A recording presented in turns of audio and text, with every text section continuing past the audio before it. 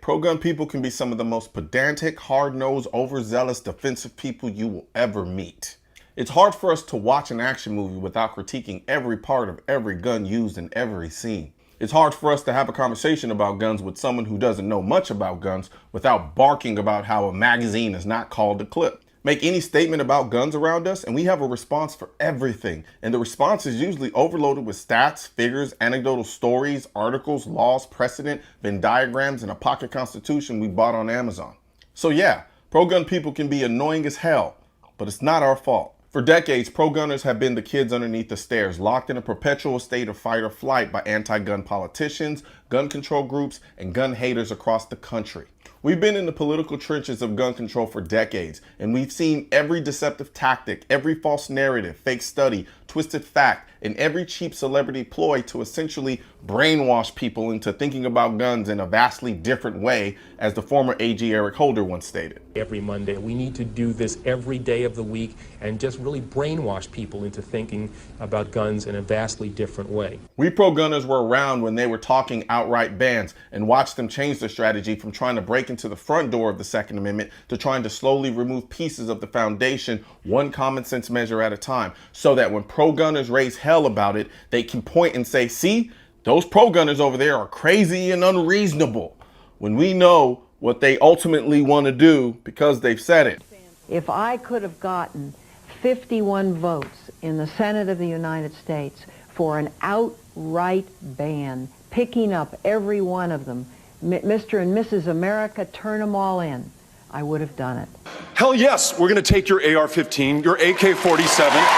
So to gun owners out there who say, well, a Biden administration means they're going to come for my guns. Bingo. As gun owners, we obsess over correct firearm knowledge because moronic politicians call AR-15s assault rifles and ghost guns and call standard capacity magazines high-capacity assault clips. That was the best bill they could get out at that particular time.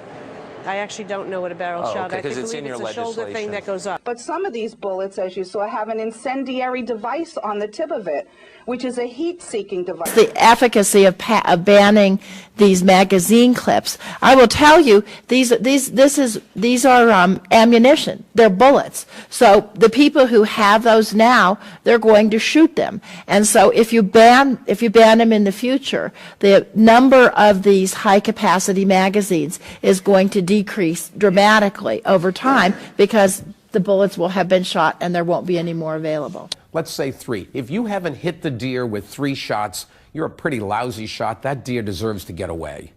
Let's get serious here. But that would ban most pistols. That would ban most... No, but pistols are different. You have to pull the trigger each time. An assault weapon, you basically hold it, goes... Blah, blah, blah.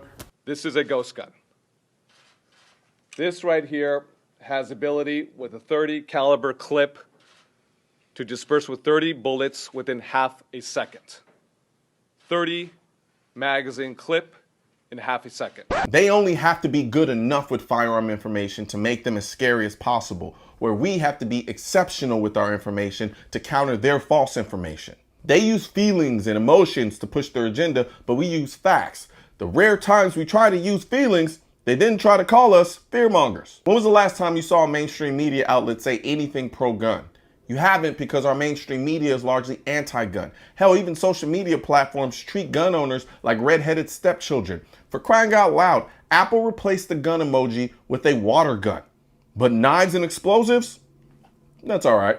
I say all that to say we pro-gun people really mean well, but our fight to protect the Second Amendment is not a fair fight. And we get it. Life isn't always fair, but because it's not fair, we have to be vigilant, almost relentless in our protection of the Second Amendment. So don't hold it against us. Instead, help us, because it's the Second Amendment that protects the rest.